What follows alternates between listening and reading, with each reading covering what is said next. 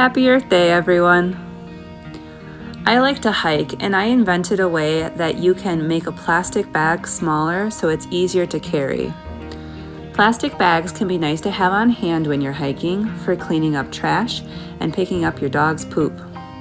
They're not our favorite, but we all end up with plastic bags sometimes, so this is a nice way to reuse them. So what I like to do to reuse it is I'll fold it up like this. And then from the closed end, hold it here and then wrap it around my fingers. And it makes a little cinnamon roll shape. Then you tuck the handles in the center to get your little cinnamon roll. It also kind of looks like a rose.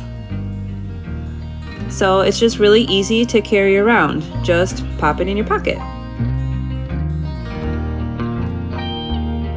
Hi, Rita Keever here from Environmental Ed. I am right alongside Meadowbrook Road, and there's a bike path right over here, and there's always garbage here. So I brought my bag along. I have one for garbage, and I have one for recycling in case I just find paper items. So right along the trail I already found a McDonald's cup and a hat. Okay, here's some more stuff that I found.